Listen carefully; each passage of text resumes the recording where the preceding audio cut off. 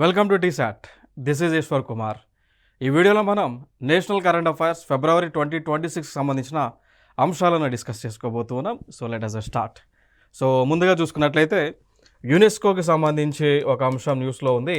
So అంశం ఏంటి అంటే యునెస్కో వాళ్ళు ఏషియా పసిఫిక్ అవార్డులను ప్రజెంట్ చేస్తూ ఉన్నారు. లైక్ వీటిని Asia Pacific awards for cultural heritage conservation. So like awards అనేటువంటి దేనికోసం అండి? ఫర్ కల్చరల్ హెరిటేజ్ కన్జర్వేషన్ కోసం ఇచ్చేటువంటి అవార్డ్స్ అన్నమాట. క్లియర్? సో యునెస్కోకి సంబంధించి వాళ్ళు ఒక అవార్డ్స్ ఇస్తున్నారు. ఏ అంశం, ఏ అవార్డ్స్ అవి? కల్చరల్ హెరిటేజ్ కన్జర్వేషన్కి సంబంధించి. అంటే సంస్కృతి కానీ లేదా వారసత్వంగా వచ్చేటువంటి కళలు కానీ సంస్కృతి కానీ, అదేవిధంగా ఈ సంస్కృతికి సంబంధించిన కట్టడాలు ఏవైతే ఉన్నాయో సో వాటిని పరిరక్షించడానికి ఎవరైతే పరిరక్షిస్తూ ఉన్నారో వారికి ఈ అవార్డులను, ఈ కేటగిరీ కింద అవార్డులను యునెస్కో వాళ్ళు ఇస్తూ ఉంటారు. అట్లా వాళ్ళు అవార్డు ఇచ్చారు 2025కి సంబంధించి. అట్లా ఆ విధంగా అవార్డు ఇస్తే పొందినటువంటి ఒక కట్టడం ఏంటి అంటే ఈ కనిపిస్తున్నటువంటి కట్టడం. సో ఇదే దీన్నే లేడీ ఆఫ్ గ్రేస్ క్యాథడ్రల్ అని పిలుస్తుంటాం. నథింగ్ బట్ ఇదొక చర్చ్. ఎక్కడుంది? మహారాష్ట్రలో వసాయి అనేటువంటి ప్రాంతంలో ఉంది. ఇదొక లేడీ ఆఫ్ గ్రేస్ క్యాథడ్రల్ అనేటువంటి ఒక చర్చ్. ఇక్కడ మహారాష్ట్రలో వసాయి అనేటువంటి ప్రాంతంలో ఉంది. సో దీన్ని ఎప్పుడు కట్టారు? 475 ADలో కట్టారు. అంటే లైక్ 475 ఏళ్ల క్రితంది పురాతనమైనటువంటి ఇది ఒక కట్టడంగా మనం చెప్పవచ్చు. మరి దీన్ని కట్టినటువంటి వాళ్ళు ఎవరు? పోర్చుగీస్ వాళ్ళు కట్టడం జరిగింది. మనందరూ తెలుసు గతంలో ఈ పోర్చుగీస్ వాళ్ళు గోవా అనేటువంటి ప్రాంతాన్ని పరిపాలించడం జరిగింది. సో వాళ్ళు ఏదైతే పరిపాలిస్తున్నటువంటి సమయంలో ఈ ప్రాంతంలో ఈ కేథడ్రల్ నథింగ్ బట్ చర్చిని నిర్మించడం జరిగింది. అట్లా ఇది ఇప్పుడు ప్రజెంట్ న్యూస్లో ఉంది.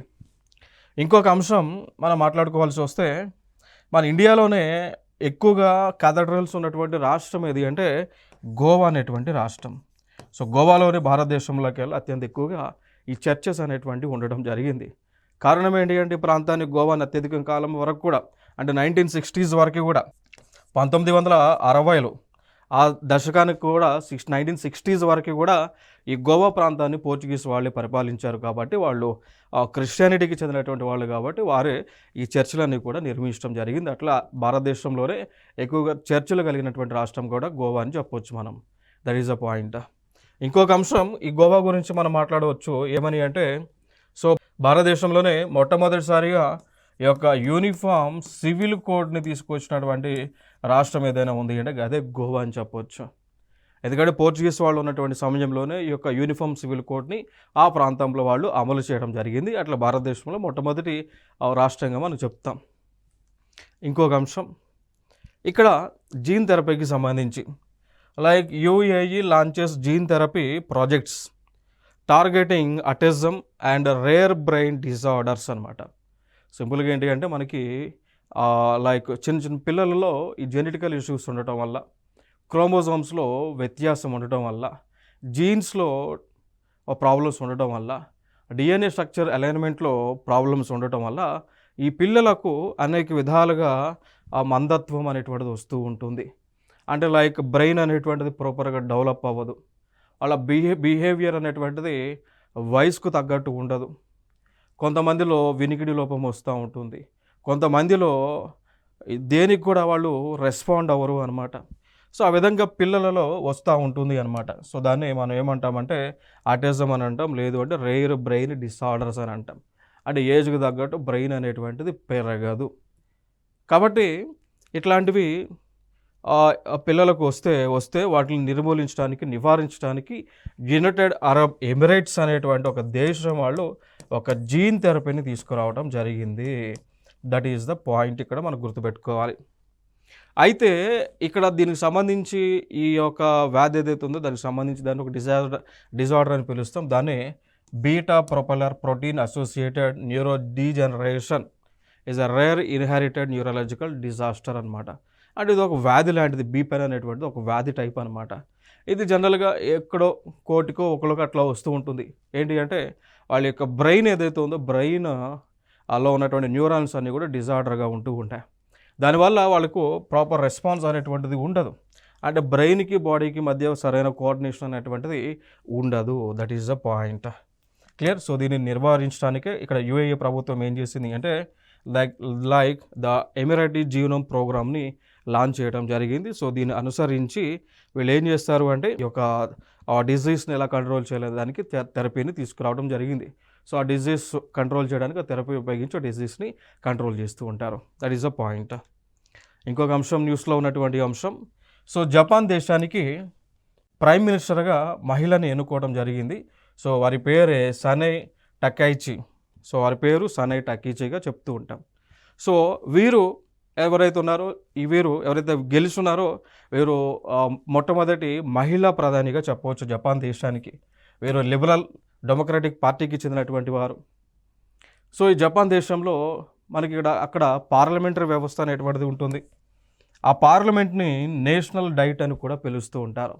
సో ఇండియాలో ఉన్నటువంటి హౌస్ ఏదైతే ఉందో పార్లమెంట్ అని ఎలా పిలుస్తారో అలా జపాన్ దేశంలో ఉన్నటువంటి ఆ పార్లమెంట్ హౌస్ని నేషనల్ డైట్గా పిలుస్తూ ఉంటాం. అదొక అంశంగా మనం చెప్పవచ్చు. ఇక దాని తర్వాత జపాన్ అనేటువంటి దేశం ఏదైతే ఉందో జపాన్ అనేటువంటి దేశము ఇండియాకి ముందు నుంచి కూడా ఫ్రెండ్లీగానే ఉంటుంది. సో ఫ్రెండ్లీ నేషన్గానే జపాన్ అనేటువంటి దేశం ఉంది. అయితే ఇండియా జపాన్ కలిసి ఏం చేస్తూ ఉన్నారంటే జిమెక్స్ అనేటువంటి ఒక సైనిక విన్యాసాన్ని నిర్వహిస్తూ ఉన్నారు. అదేవిధంగా ఇండియా జపాన్ కలిసి ధర్మ గార్డియన్ అనేటువంటి ఒక సైనిక విన్యాసాన్ని కూడా వీరు నిర్వహిస్తూ ఉన్నారు. ధర్మ గార్డియన్. దానితో పాటు ఇంకొక సైనిక విన్యాసం అని అంటాం వీర్ గార్డియన్ అనేటువంటి ఒక సైనిక విన్యాసాన్ని కూడా నిర్వహిస్తూ ఉన్నారు. దానితో పాటు 4 దేశాలతో భాగస్వామ్యంగా కలిసి కూడా వీరేం చేస్తూ ఉన్నారంటే మలబార్ అనేటువంటి ఒక సైనిక విన్యాసాన్ని నిర్వహిస్తూ ఉన్నారు. సో మలబార్ ఎక్సైజ్ అని అంట. అంటే కేవలం వీటిలో మరి మలబార్ ఎక్సైజ్లో ఏ దేశాలు భాగస్వామిగా ఉన్నాయంటే ఒక 4 దేశాలు ఉంటాయి. ముందుగా ఇండియా ఉంది, అదేవిధంగా జపాన్ ఉంది, దాంతోపాటు యుఎస్ఏ ఉంది, దాంతోపాటు ఆస్ట్రేలియా లాంటి దేశాలు వీటిలో సభ్యులుగా ఉండటం జరిగింది. Clear. That is the point. ఇది మనకు ఇండియాకి జపాన్కి మధ్య ఉన్నటువంటి సంబంధం గురించి మనం మాట్లాడుకోవచ్చు. Clear. That is the point. ఇంకొక అంశం హార్ముజ్. సో హార్ముజ్ అనేటువంటిది న్యూస్లో ఉంది కాబట్టి ఇది ఇండియా పైన ఇంపాక్ట్ చూపిస్తుంది. అది స్ట్రైట్ ఆఫ్ హార్ముజ్ ఏ ప్రాంతాల్లో ఉంది అనేది మనం ఒకసారి డిస్కస్ చేద్దాం. ఎందుకంటే this is a most important concept. ఇటీవల ట్రెండింగ్లో ఉంది, న్యూస్లో ఉంది కాబట్టి. సో భారతదేశంలో గ్యాస్ రేట్ అనేటువంటిది పెరుగుతూ ఉంది. అదేవిధంగా గ్యాస్ అనేటువంటిది కమర్షియల్ గ్యాస్ అనేటువంటిది ప్రాపర్గా సప్లై అనేటువంటిది చేయలేకపోతూ ఉన్నారు. సో కాబట్టి దాని ఆస్పెక్ట్స్లో మరి ఎందుకు ఈ సంక్షోభం అనేటువంటిది ఏర్పడింది ఆ కాన్సెప్ట్స్ని ఒకసారి డిస్కస్ చేద్దాం. ఇక్కడ మనకు కనిపిస్తూ ఉన్నది మ్యాప్లో వైట్ కలర్లో ఉన్నటువంటి దేశం ఇరాన్ అనేటువంటి దేశం. ఇక్కడ మనకి చూసుకుంటే దానికి పక్కనే ఈ ఏదైతే ఉందో దీన్ని మనం చూస్తే ఇది ఇక్కడ కనిపిస్తున్నది దాన్ని ఏమంటామంటే జలసంధి అని పిలుస్తూ ఉంటాం. ఇక్కడ బ్లూ కలర్ కనిపిస్తున్నదంతా కూడా ఇదంతా కూడా నీరు అన్నమాట. నీరు ఇదంతా కూడా వాటర్ అన్నట్టు. సో ఈ వాటర్ని ఏమని అంటాము స్ట్రైట్ ఆఫ్ హార్ముజ్ అని పిలుస్తాం. సో స్ట్రైట్ ఆఫ్ హార్ముజ్ అంటే స్ట్రైట్ జనరల్గా స్ట్రైట్ అనేటువంటి పదం దేనికి వాడుతుంటామంటే జలసంధికి మనం వాడుతూ ఉంటాం. సో జలసంధి అని అంటాం. స్ట్రైట్ అంటే వి కాల్ ఇట్ as జలసంధి. సో పేరు హార్ముజ్ అని పేరు పెట్టుకున్నారు. సో దాన్ని స్ట్రైట్ ఆఫ్ హార్ముజ్ అని అంటాం. సో ఈ స్ట్రైట్ ఆఫ్ హార్ముజ్ చుట్టూగా మనం చూసుకుంటే దేశాలు ఒకసారి చూస్తే ఇదంతా కూడా స్ట్రైట్ ఆఫ్ హార్ముజ్ అని అంటాం. ఈ ప్రాంతం ఇదంతా కూడా జలసంధి, హార్ముజ్ అనేటువంటి జలసంధి. ఈ జలసంధి చుట్టూ మన దేశాలు చూసుకుంటే ఇరాన్ అనేటువంటి ఒక దేశం ఉంది, ఇరాక్ అనేటువంటి ఒక దేశం, ఖతార్ అనేటువంటి దేశం, సౌదీ అరేబియా అనేటువంటి దేశం, యుఏఈ అనేటువంటి ఒక దేశం, ఒమన్, ఇట్లా దేశాలు ఉండటం జరిగింది. ఈ యొక్క మనకి ఈ స్ట్రైట్ ఆఫ్ హార్ముజ్ చుట్టూ కూడా ఉన్నటువంటి దేశాలు. ఇప్పుడు చెప్పిన దేశాలన్నింటిలో కూడా ఆయిల్ అనేటువంటిది చాలా ఎక్కువగా ఉంటుంది. క్రూడ్ ఆయిల్, పెట్రోల్ నిక్షేపాలు అనేటువంటివి చాలా ఎక్కువగా ఉన్నాయి. అదేవిధంగా గ్యాస్కి సంబంధించి గ్యాస్ యొక్క నిక్షేపాలు అనేటువంటివి ఉండటం జరిగింది. క్లియర్. సో ఈ ప్రదేశం చుట్టూ ఈ దేశాల్లో మనకి ఎక్కువ విపరీతంగా గ్యాస్ అనేటువంటిది ఎక్కువగా ఉంది. సో అయితే ఇటీవల ఈ ఇరాన్ దేశం పైన ఇజ్రాయెల్ దేశము అదేవిధంగా యునైటెడ్ స్టేట్స్ ఆఫ్ అమెరికా యుద్ధం ప్రకటించి యుద్ధం చేస్తూ ఉన్నారు. ఈ కోవలో ఇరాన్ అనేటువంటి దేశం ఏం చేసింది అంటే ఈ స్ట్రైట్ ఆఫ్ హార్మోజ్ని క్లోజ్ చేయడం జరిగింది, ఇరాన్ అనేటువంటి ఒక దేశం. సో అది క్లోజ్ చేయడం వల్ల ఏం జరిగింది అంటే ముందుగా ఈ హార్మోజ్ అనేటువంటిది ఏదైతే ఉందో దీని యొక్క గ్యాప్ ఇక్కడ గ్యాప్ ఎంత ఉంటుంది అంటే జస్ట్ 3 కిలోమీటర్లు మాత్రమే ఉంటుంది.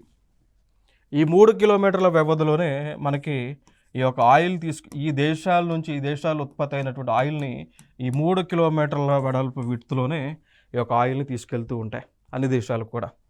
టోటల్గా ఇది ఈ మూల నుంచి ఆ మూల తీసుకుంటే 33 కిలోమీటర్స్ ఉంటుంది, కానీ విడ్త్ ఆ 33 కిలోమీటర్స్లో కాకుండా కేవలం 3 కిలోమీటర్ల విడ్త్లోనే ఇక్కడ నుంచి నౌకలు ఆయిల్ని తీసుకెళ్లేటువంటి నౌకలన్నీ కూడా ఈ 3 కిలోమీటర్ల డిస్టెన్స్లోనే ప్రయాణిస్తూ ఉంటాయి. సో దీన్ని ఇటీవల ఇరాన్ అనేటువంటి దేశం క్లోజ్ చేయడం జరిగింది.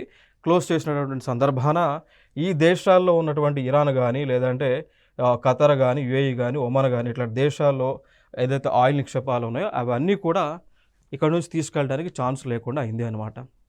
సో అందుకోసమే ఈ ఆయిల్ అనేటువంటి తీసుకెళ్ళడానికి ఛాన్స్ లేదు కాబట్టి దాని ద్వారా ప్రపంచ దేశాలన్నింటిలో కూడా అది భారతదేశం కావచ్చు అన్ని దేశాల్లో కూడా ఈ యొక్క ఆయిల్ సంక్షోభం అనేటువంటిది ఏర్పడింది.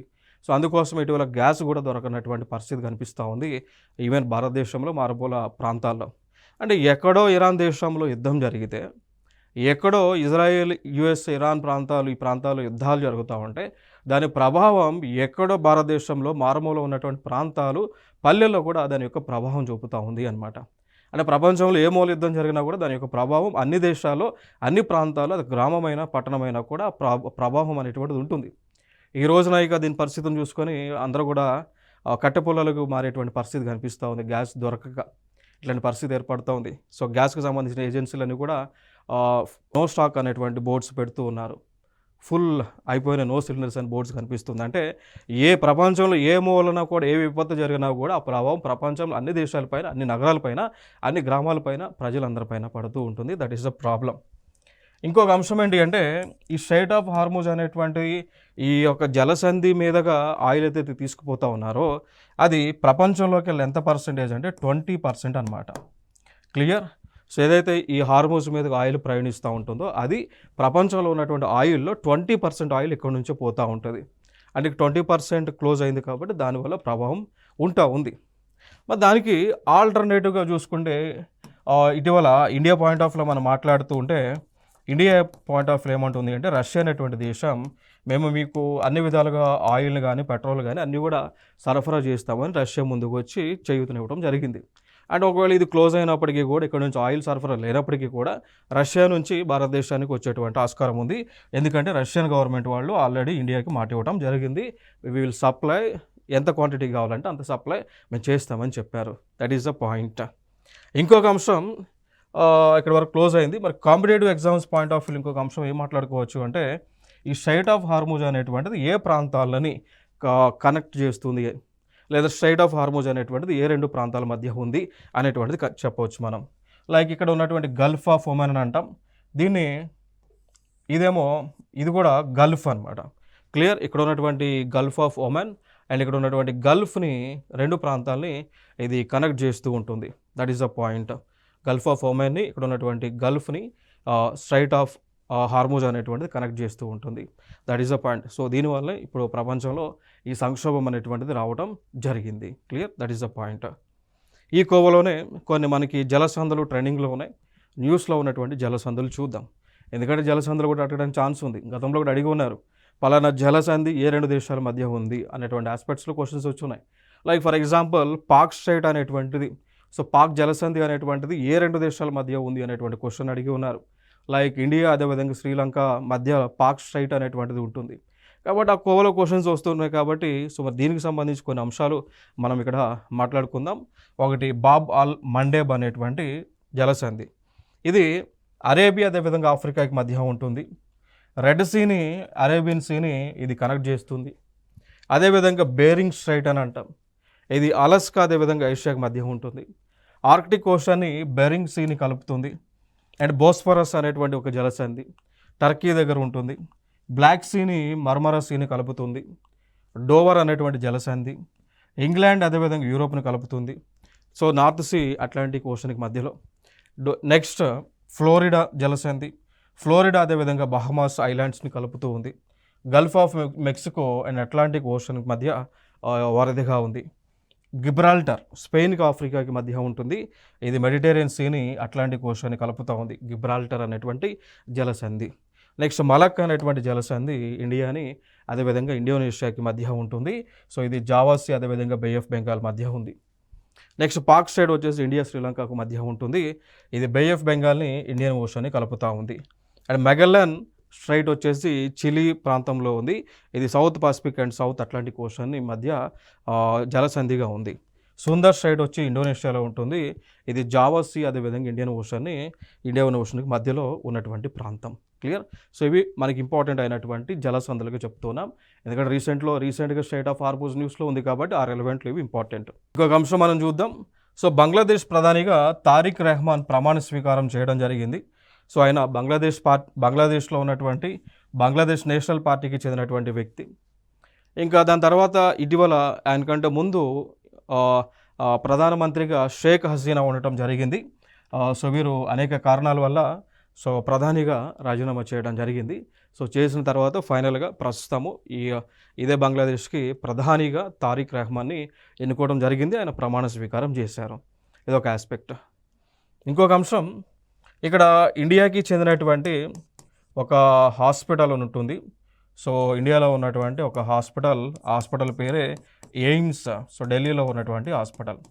సో దాన్ని AIIMS, all India institute of medical sciences అని అంటాం. సో ఈ విధంగా ఎయిమ్స్ అనేటువంటి హాస్పిటల్ ఏదైతే ఉందో ఢిల్లీలో ఉందో, వీళ్ళు ఒక వినూత్నంగా ఒక టెక్నాలజీ డెవలప్ చేసి దాంతో వీళ్ళు ఏం చేశారంటే ఎక్కడో 12,000 కిలోమీటర్ దూరంలో ఉన్నటువంటి దాదాపు ఒక అంటార్క్టికా రీజియన్లో, అది దాదాపు 12,000 కిలోమీటర్ల దూరంలో ఉంది. సో ఆ 12,000 కిలోమీటర్ల దూరంలో ఉన్నటువంటి పేషెంట్కు ఇక్కడ నుంచే అల్ట్రాసోనోగ్రఫీని చేయడం జరిగింది అనమాట. Clear. That is the point. Like in a landmark achievement, AIIMS Delhi carried out a live demonstration of tele-robotic ultrasonography on a patient volunteer who was located over 12,000 kilometers away in Antarctica. This was the first known implementation of such a tele-robotic diagnostic system at an Antarctica research station globally. So, National Center for Polar and Ocean Research Director Dr. Tamban Meloth said anamata. So simplify చేస్తూ ఉన్నా, ఏం లేదు. So ఇండియాకి చెందినటువంటి AIIMS Delhi ఏదైతే ఉందో, వీళ్ళు ఒక రోబోట్స్ ఉపయోగించి ఎక్కడో అంటార్క్టికా రీజియన్లో 12,000 కిలోమీటర్ దూరంలో ఉన్నటువంటి ఆ రోబోట్స్ని కంట్రోల్ చేసి ఆ రోబోట్స్ ద్వారా ఒక వ్యక్తికి అల్ట్రాసోనోగ్రఫీ అనేటువంటి ఒక టెస్టులు చేయడం జరిగింది. ట్రీట్మెంట్ అనేటువంటిది ఇవ్వటం, టెస్టులు చేయటం, డయాగ్నోస్టిక్ టెస్టులు అనేటువంటిది చేశారు అనమాట. సో గదే న్యూస్లో ఉంది. అంటే ఇక్కడ దీన్ని బట్టి మనకి ఏమర్థమవుతుంది, ప్రపంచంలో ఏ మూల పేషెంట్ ఉన్నా మనం ఇక్కడ కూర్చొని ఏ ప్రాంతంలో పేషెంట్ ఉన్నా కూడా ఇక్కడ నుంచి కంప్యూటర్ల ద్వారా వాళ్ళకి ఆపరేషన్స్ చేయవచ్చు, టెస్టులు చేయవచ్చు, వాళ్ళ యొక్క హెల్త్ గురించి తెలుసుకోవచ్చు, ట్రీట్మెంట్ ఇవ్వచ్చు అని చెప్తా ఉన్నారు. That is the point. So అట్లా ఈ ఫీట్లో ఎయిమ్స్ ఢిల్లీ వాళ్ళు సక్సెస్ అవ్వడం జరిగింది. ఇది ప్రపంచంలోనే మొట్టమొదటి ప్రాజెక్ట్గా చెప్పవచ్చు. That is the point. ఇంకొక అంశం, సో బంగారు ఆభరణాలకు జిఐ ట్యాగ్పై దృష్టి సారించినటువంటి నారాయణపేట అనేటువంటి అంశం కనిపిస్తూ ఉంది అండి. అంటే సింపుల్గా ఇక్కడ నారాయణపేటలో సరాఫ్ బజార్ అనేటువంటిది ఉంటుంది. సో ఈ సరాఫ్ బజార్లో అక్కడ ఉన్నటువంటి వారందరూ కూడా ఈ యొక్క బంగారపు వస్తువులను తయారు చేస్తూ ఉంటారు. ఈ యొక్క జ్యువెలరీని వారు తయారు చేస్తూ ఉంటారు. సో జ్యువెలరీ దాదాపు ఇప్పటి నుంచి దాదాపు వీళ్ళు ఒక 150 సంవత్సరాల క్రితం నుంచి కూడా నారాయణపేటలో ఉన్నటువంటి వారు, సరాఫ్ బజార్లో ఉన్న వాళ్ళు జ్యువెలరీని తయారు చేస్తూ ఉంటారు.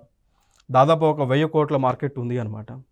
సో వీళ్ళు ఏం చేశారంటే ఇటీవల జిఐ ట్యాగ్ కోసం అప్లై చేసుకోవడం జరిగింది అన్నట్టు. సో అదే న్యూస్లో ఉంది.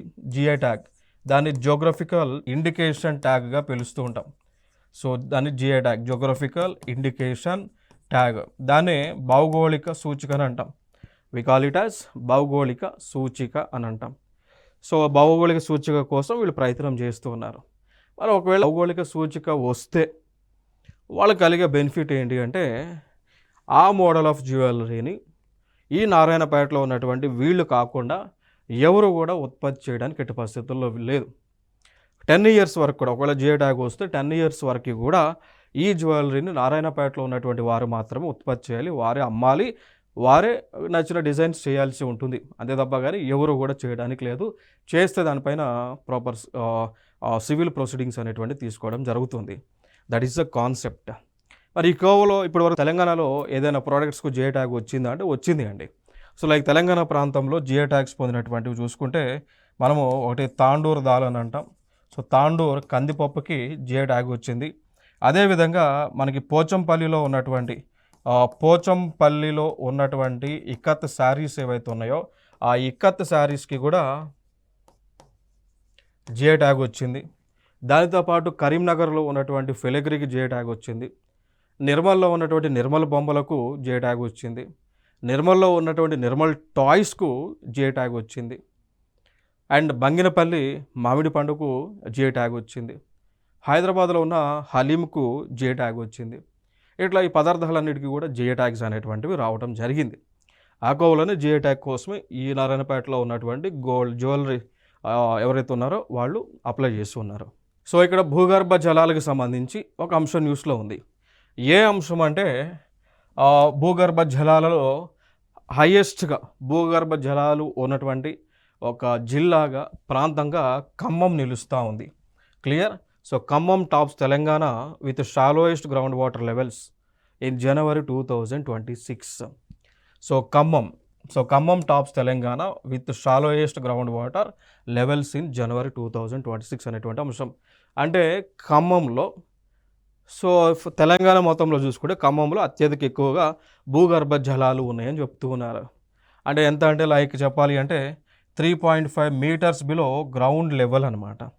ఇప్పుడు ఫర్ ఎగ్జాంపుల్ మన భూమిపై నుంచి కిందకు 3.5 మీటర్లు తవ్విన వెంటనే నీరు అనేటువంటిది కనిపిస్తుంది అంట. అంత ఎక్కువ భూగర్భ జలాల్లో ఉన్నాయని చెప్తూ ఉన్నారు.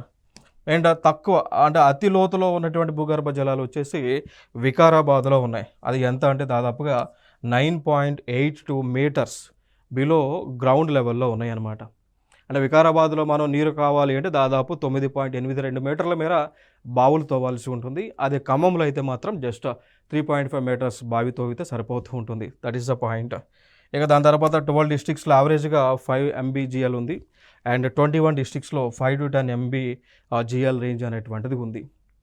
మరి ఈ కాన్సెప్ట్స్లో మనం తెలుసుకోవాల్సిన అంశం ఏంటి అంటే ఈ యొక్క భూగర్భ జలాలు అనేటువంటిది పెరగటం అంటే దాని గ్రౌండ్ వాటర్ లెవెల్స్ అనేటువంటి పెరగడానికి రీజన్స్ మనం చూసుకుంటే one of the reason is that high rainfall. So వర్షాలు అనేటువంటి ఎక్కువగా పడినప్పుడు భూగర్భ జలాలు పెరుగుతూ ఉంటాయి. మరి ఆ వర్షాలు అనేటువంటి ఎక్కువగా పడాలి అంటే అక్కడ వన సంపద అనేటువంటిది ఎక్కువగా ఉండాలి. నథింగ్ బట్ దాన్ని ఫారెస్ట్ కవరేజ్ అని అంటాం. సో ఫారెస్ట్ కవరేజ్ అనేటువంటిది ఎక్కువగా ఉన్నప్పుడు వర్షాలు పడటం వల్ల భూగర్భ జలాలు అనేటువంటి పెరుగుతాయి. భూగర్భ జలాలు పెరగటం ద్వారా మనము వ్యవసాయం చేయడానికి అనువుగా ఉంటుంది. కాబట్టి ఈ రోజున తెలంగాణ రాష్ట్ర వ్యాప్తంగా కూడా భూగర్భ జలాలు పెరిగినాయి. కాబట్టి రైస్ ఉత్పత్తిలో రైస్ లేదా ప్యాడీ ఉత్పత్తిలో ఈ రోజున తెలంగాణ రాష్ట్రం ఫస్ట్ ప్లేస్లో ఉండటం జరిగింది. That is the point. So భారతదేశంలోనే అత్యధికంగా రైస్ ఉత్పత్తి చేసినటువంటి రాష్ట్రం తెలంగాణగా ఈరోజు ఫస్ట్ ప్లేస్లో ఉంది as per socio economic survey.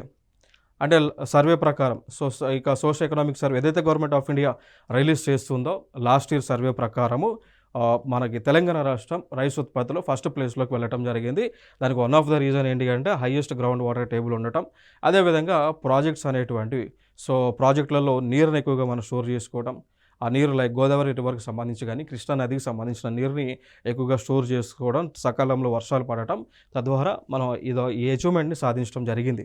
That is the point. ఇంకొక అంశం సైబర్ సారథి అనేటువంటిది న్యూస్లో ఉంది. సో సైబర్ సారథి లైక్ ఇక్కడ చూడొచ్చు, Hyderabad city police launches Cmitra to help cyber crime victims file FIR from home. So like Cmitra అనేటువంటి ఒక వెబ్సైట్ను ఓపెన్ చేసుకున్నారు. ఆ వెబ్సైట్ ద్వారా మనకి ఏదైనా సైబర్ క్రైమ్స్లో మనం మోసపోయి ఉంటే అప్పుడు వెబ్సైట్ ద్వారా సిమిత్ర ద్వారా మనం నేరుగా కంప్లైంట్ చేసుకోవచ్చు, నేరుగా FIRని ఫైల్ చేయవచ్చు అనమాట. That is the point. So FIR అంటే we call it as a first information రిపోర్ట్గా మనం చెప్తూ ఉంటాం. ఫస్ట్ ఇన్ఫర్మేషన్ రిపోర్ట్గా చెప్తూ ఉంటాం. గదే FIR. సో అట్లా నేరుగా FIRని ఫైల్ చేసుకోవచ్చు. క్లియర్. ఈ కోవలోనే ఇంకొక అంశం ఉంది, దాన్నే జీరో FIR అని పిలుస్తాం. I can call it as zero FIR అంటాం, zero first information report. So zero FIR అంటే ఏంటి అంటే మనము సంఘటన జరిగినటువంటి పోలీస్ స్టేషన్ పరిధి కాకుండా తెలంగాణ రాష్ట్రంలో ఏ పోలీస్ స్టేషన్ నుంచి అయినా మనం కంప్లైంట్ని ఫైల్ చేయవచ్చు. గతంలో జీరో ఎఫ్ఐఆర్ రాకముందు పరిస్థితి ఏంటి అంటే, ఎక్కడైతే మనకి ఒక సంఘటన జరుగుతుందో, అది క్రైమ్ కావచ్చు, యాక్సిడెంట్ కావచ్చు, ఏ పోలీస్ స్టేషన్ పరిధిలో జరుగుతుందో అక్కడ మాత్రమే కేసుని ఫైల్ చేయాల్సి ఉండేది. ఇప్పుడు ఆ జీరో ఎఫ్ఐఆర్ కింద ఏంటి అంటే, సంఘటన ఏ పోలీస్ స్టేషన్ పరిధిలో జరిగినప్పటికీ కూడా, ఎక్కడ జరిగినా కూడా మనకు దగ్గరలో ఉన్నటువంటి పోలీస్ స్టేషన్లో లేదా ఎక్కడైనా పోలీస్ స్టేషన్లో ఆ కేసు ఫైల్ చేయవచ్చు. సో అది జీరో ఎఫ్ఐఆర్ అనమాట. సో తెలంగాణలో ఉన్నటువంటి ఏ పోలీస్ స్టేషన్లో అయినా కూడా మనం కేసు ఫైల్ చేయవచ్చు. సో కేసు ఫైల్ చేస్తే ఆ కేసులో ఉన్నటువంటి మనం ఏదైతే ప్రాథమిక సమాచారం ఇస్తామో ఆ ఇన్ఫర్మేషన్ సంబంధించి బేస్ చేసుకొని ఆ కేసు యాక్సిడెంట్ కానీ లేదా ఏదైనా క్రైమ్ ఎక్కడైతే జరిగిందో ఆ సంబంధిత పోలీస్ స్టేషన్కు ఆ ఎఫ్ఐఆర్ని సంబంధించినటువంటి ఎవరైతే సబ్ ఇన్స్పెక్టర్ ఉంటారో వాళ్ళు ఎఫ్ఐఆర్ని ట్రాన్స్ఫర్ చేస్తూ ఉంటారు అనమాట. That is the point. So అది జీరో ఎఫ్ఐఆర్. ఇంకొక అంశం మనకు కనిపిస్తూ ఉంది ఇక్కడ, ఎఫ్ఎస్ఐ హాల్స్ ఏఏ బేస్డ్ అన్వరన్ డిఫారెస్టేషన్ అలర్ట్ సిస్టమ్స్గా కనిపిస్తూ ఉంది. ఇక్కడ మనకు ఒక వ్యవస్థ ఉంటుంది, దాన్నే ఫారెస్ట్ సర్వే ఆఫ్ ఇండియా అని అంట. సో ఈ ఫారెస్ట్ సర్వే ఆఫ్ ఇండియా అనేటువంటిది డెహ్రాడూన్లో ఉంది అండి. సో డెహ్రాడూన్లో ఉన్నటువంటి ఉత్తరాఖండ్ ఏదైతే ఉందో, డెహ్రాడూన్లో ఉన్నటువంటి అంటే లైక్ ఉత్తరాఖండ్ రాష్ట్రంలో ఉన్న డెహ్రాడూన్ ఏదైతే ఉందో, ఈ డెహ్రాడూన్లో ఫారెస్ట్ సర్వే ఆఫ్ ఇండియా అనేటువంటిది ఉంది. సో వీళ్ళు ఏం చేశారు అంటే ఒక టెక్నాలజీని తీసుకొచ్చారు, దాన్ని ఏమంటాం, అన్వరన్ డిఫారెస్టేషన్ అలర్ట్ సిస్టమ్ అని అంటాం. సో ఈ అన్వరన్ డిఫారెస్టేషన్ అలర్ట్ సిస్టమ్ ఏం చేస్తుంది అంటే, మన భారతదేశంలో ఎక్కడ కూడా చెట్లు నరికినా కూడా వెంటనే ఇన్ఫర్మేషన్ అందిస్తూ ఉంటుంది అన్నట్టు. ఎలా బేస్ చేసుకుని ఇన్ఫర్మేషన్ అందిస్తుంది? ఒక 2 శాటిలైట్లు ఉన్నాయి, లైక్ యూరోపియన్ స్పేస్ ఏజెన్సీకి చెందినటువంటి 2 శాటిలైట్స్, దాన్ని సెంటినెల్-1 అండ్ సెంటినెల్-2 శాటిలైట్స్ అని అంటాం. సో అలా ఈ 2 శాటిలైట్స్ను ఉపయోగించి, ఇది యూరోపియన్ స్పేస్ ఏజెన్సీకి చెందినటువంటి శాటిలైట్స్, ఈ శాటిలైట్స్ ఉపయోగించి మనకి ఈ యొక్క ఎఫ్ఎస్ఐ ఏం చేస్తుంది అంటే, ఎక్కడెక్కడ డిఫారెస్టేషన్ జరిగింది, ఏ ప్రదేశాలు చెట్లు నరికారు అనేటువంటి ఇన్ఫర్మేషన్ అంతా కూడా అలర్ట్స్ ఇస్తుంది అనమాట. సో అలర్ట్స్ ఇస్తుంది. ఆ అలర్ట్ ఇచ్చేటువంటి వ్యవస్థ అన్వరన్ డిఫారెస్టేషన్ అలర్ట్ సిస్టమ్ అని అంటాం. సో దీన్ని ఇటీవల ఏం చేశారు అంటే హోల్డ్లో పెట్టారు. సో అట్లా అది న్యూస్లో ఉంది. ఇంకొక అంశం ఇక్కడ ఏంటి, ఎఫ్ఎస్ఐ అనేటువంటి ఏదైతే ఉందో, ఫారెస్ట్ సర్వే ఆఫ్ ఇండియా ఏదైతే ఉందో, వాళ్ళు వన్ అగ్ని పోర్టల్ని కూడా ఆపరేట్ చేస్తూ ఉంటారు. వన్ అగ్ని పోర్టల్ అంటే ఇట్ ఈస్ లైక్ ఫారెస్ట్ ఫైర్కి సంబంధించింది. It is like forest fires. One అగ్ని పోర్టల్ అనేటువంటిది ఫారెస్ట్ ఫైర్కి సంబంధించినది.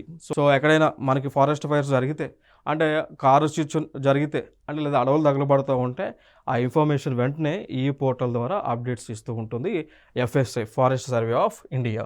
That is the point. ఇది ఒక అంశం న్యూస్లో ఉంది. ఇంకా నాబార్డ్కి సంబంధించిన అంశం న్యూస్లో ఉంది. ఇక్కడ NABARD launches national climate stack innovation challenge అండి. సో నాబార్డ్ అనేటువంటి ఒక సంస్థ ఏదైతే ఉందో, ఇది ఒక బ్యాంక్ లాంటిది. దాన్ని national bank for agriculture and rural development అని అంటాం. నాబార్డ్ యొక్క full form national bank for agriculture and rural development అంటాం, నాబార్డ్ అని అంటాం. సో నాబార్డ్ వాళ్ళు ఏం చేస్తారు, నేషనల్ క్లైమేట్ స్టాక్ ఇన్నోవేషన్ ఛాలెంజ్ని ప్రారంభించారు. అయితే ఈ national climate stack innovation challenge అంటే ఏంటి అంటే, ప్రకృతిని ఏ విధంగా కాపాడాలి, ఎన్విరాన్మెంట్ని ఏ విధంగా ప్రొటెక్ట్ చేయాలి, ఎకోసిస్టమ్ని ఏ విధంగా ప్రొటెక్ట్ చేయాలనేటువంటి తెలుసుకోవడానికి ఒక కాన్సెప్టే ఇది ఒక national climate stack innovation challenge అనమాట. Clear? That is the point. So ఈ ఛాలెంజ్ని గేట్స్ ఫౌండేషన్, అదేవిధంగా దల్బర్గ్ అడ్వైజర్స్ వీరి నేతృత్వంలో దీన్ని లాంచ్ చేశారు. ఇంకొక అంశం, మరి national climate stack innovation challenge ద్వారా ఏం చేస్తారు అంటే ఇదొక కాంపిటీషన్ అనమాట. So national climate stack innovation challenge, it is a competition, ఇదొక పోటీ అనమాట, పోటీ. సో దీనిలో ఏం చేస్తారంటే, ప్రపంచ దేశాల్లో ఉన్నటువంటి సైంటిస్టులు కావచ్చు, స్టూడెంట్స్ కావచ్చు, రీసెర్చ్ అనాలిసిస్టులు కావచ్చు, వాళ్ళని ఇన్వైట్ చేసి వాళ్ళ ద్వారా ఈ యొక్క పర్యావరణాన్ని రక్షించడానికి టెక్నాలజీలను డెవలప్ చేపిస్తూ ఉంటారు. సో ఎవరైతే టెక్నాలజీలను డెవలప్ చేస్తారో, వాళ్ళకు కొత్త టెక్నాలజీ డెవలప్ చేస్తారో వాళ్ళకు క్యాష్ ప్రైజ్ని ఇస్తారు. లైక్ ఫస్ట్ ప్లేస్లో వస్తే 15 lakhs, సెకండ్ ప్లేస్లో వస్తే 10 lakhs, థర్డ్ ప్లేస్లో వస్తే 5 lakhsని ఇవ్వడం జరుగుతుంది. ఇది కాన్సెప్ట్ అనమాట. క్లియర్? సో ఇది డెవలప్ చేస్తున్నారు. మెయిన్ అజెండా వచ్చేసి క్లైమేట్ రెసిలియంట్ అగ్రికల్చర్ అనమాట. అంటే ప్రకృతి ఏ విధంగా ఉన్నప్పటికీ కూడా, వాతావరణం ఏ విధంగా ఉన్నప్పటికీ కూడా, ఆ వాతావరణాన్ని విపత్కర పరిస్థితులను తట్టుకొని నిలబడగలిగేటువంటి వ్యవసాయాన్ని అభివృద్ధి చేయటం. సో ఇదొక కాన్సెప్ట్ ఇచ్చారు. Next live stock management and adaptation అంటాం. సో లైవ్ స్టాక్ మేనేజ్మెంట్ అంటే పశు సంపద యొక్క నిర్వహణ. సో పశువులను ఏ విధంగా ప్రొటెక్ట్ చేయాలి, పశువుల నుంచి ఏ విధంగా మనం పాలు సేకరించాలి, పశువుల యొక్క హెల్త్ని ఏ విధంగా ప్రొటెక్ట్ చేయాలి, పాల ఉత్పత్తిని ఎలా పెంచాలి, సో పాలు ఉత్పత్తి ఏదైతే పెంచడమే కాకుండా క్వాలిటీ ఉన్నటువంటి మిల్క్ ప్రొడక్షన్ ఏ విధంగా చేయాలి అని రీసెర్చ్ చేయడానికి తీసుకొచ్చిన కాన్సెప్ట్ సేమ్ ఇదే కాన్సెప్ట్. దాంతోపాటు క్లైమేట్ ఇన్ఫర్మేషన్ సిస్టమ్స్ని డెవలప్ చేయడం, వాటర్ మేనేజ్మెంట్ని, సో నీరు నిర్వహణ కానీ నీరు యొక్క కన్జర్వేషన్ అంటాం, సో నీరుని పొదుపు చేసేటువంటి కాన్సెప్ట్స్ కానీ, సస్టైనబుల్ లైవ్లీహుడ్స్ కానీ, decentralised renewable energy and coastal తీర ప్రాంతాలను ఏ విధంగా మనం రక్షించాలి, అదేవిధంగా తీర ప్రాంతాల్లో ఉన్నటువంటి నిర్మాణాలు ఏవైతే ఉన్నాయో వాటిని ఏ విధంగా రక్షించాలి, అదేవిధంగా అఫారెస్టేషన్ అంటే చెట్లను నాటడము, వనమహోత్సవం చేయటము, చెట్లు సంపదను పెంచేటువంటి కార్యక్రమాలు ఏ విధంగా చేయాలనేటువంటి దానిపైనే ఈ యొక్క పోటీని నిర్వహిస్తూ ఉన్నారు. ఎవరు నిర్వహిస్తున్నారు? నాబార్డ్ నిర్వహిస్తూ ఉంది. ఇక దాని తర్వాత మనం చూసుకుంటే ఈ ప్రస్తుతానికి నాబార్డ్కి చైర్మన్గా ఎవరున్నారంటే షాజీ కేవీ గారు ఉన్నారు. Like who is present chairman for NABARD అన్నప్పుడు షాజీ కేవీ అని చెప్పవచ్చు. ఈ నాబార్డ్ అనేటువంటిది ఏదైతే ఉందో వీళ్ళు ఏం చేస్తారంటే సాధారణంగా ఇది రూరల్ డెవలప్మెంట్ కోసం, గ్రామీణ ప్రాంతాల కోసం, వ్యవసాయాని కోసం, అభివృద్ధి కోసం వీరు లోన్స్లను మంజూరు చేస్తూ ఉంటారు. That is the point. So that is information related to NABARD. ఇంకొక అంశం మనం చూద్దాం ఇక్కడ. So Madhya Pradesh declares 2026 as year of agriculture. Madhya Pradesh ప్రభుత్వము ఇయర్ ఆఫ్ అగ్రికల్చర్గా 2026 సంవత్సరాన్ని ఇయర్ ఆఫ్ అగ్రికల్చర్గా గుర్తించడం జరిగింది. So that is the point. ఇంకొక అంశం ఇక్కడ ఇదే మధ్యప్రదేశ్లో డాక్టర్ భీమ్రావ్ అంబేద్కర్ కామధేను యోజన అనేటువంటిది లాంచ్ చేయడం జరిగింది. సో దీన్ని బేస్ చేసుకొని దీని యొక్క ఇంటెన్షన్ ఏంటి అంటే ఆ మధ్యప్రదేశ్లో డైరీ ఎక్స్పాన్షన్, సో పాల ఉత్పత్తిని పెంచేటువంటి కార్యక్రమం. ఈ కోవాలో మనకి 2026 ఇయర్ ఆఫ్ అగ్రికల్చర్గా డిక్లేర్ చేశారు కాబట్టి ఇంకా మనకి ఇంటర్నేషనల్ పాయింట్ ఆఫ్ వ్యూలో ఇంపార్టెంట్ ఇయర్స్ ఒకసారి చూద్దాం. 2026ని ఇంటర్నేషనల్ ఇయర్ ఆఫ్ మిల్లెట్స్గా గుర్తించారు. 2024ని ఇయర్ ఆఫ్ క్యామ్లెట్స్గా గుర్తించారు. 2025ని ఇంటర్నేషనల్ ఇయర్ ఆఫ్ కోఆపరేటివ్స్గా గుర్తించారు. అదే 2025ని ఇంటర్నేషనల్ ఇయర్ ఆఫ్ గ్లేషియర్స్ ప్రిజర్వేషన్గా గుర్తించారు. 2026 ఇయర్ని international year of rangelands and పాస్టరలిస్ట్గా గుర్తించారు. 2027ని international year of sustainable mountain డెవలప్మెంట్గా గుర్తించారు. అండ్ 2028ని ఇంటర్నేషనల్ ఇయర్ ఆఫ్ ఉమెన్ ఫార్మర్స్గా గుర్తించడం జరిగింది. క్లియర్? సో గట్లా ఈ ఒక్కొక్క ఇయర్ యొక్క విశిష్టత. సో దీనిలో గతంలో వచ్చినటువంటి క్వశ్చన్స్ ఏంటి అంటే 23కి సంబంధించి లైక్ ఇంటర్నేషనల్ ఇయర్ ఆఫ్ మిల్లెట్స్గా ఏ సంవత్సరాన్ని గుర్తించారని అడిగారు. సో 2023ని గుర్తించడం జరిగింది. సో ఇవి మనకి ఇంపార్టెంట్ కరెంట్ అఫైర్స్. ఫర్దర్ వీడియోస్లో సరికొత్త అంశాలని మీతో డిస్కస్ చేయడం జరుగుతుంది. So thank you so much.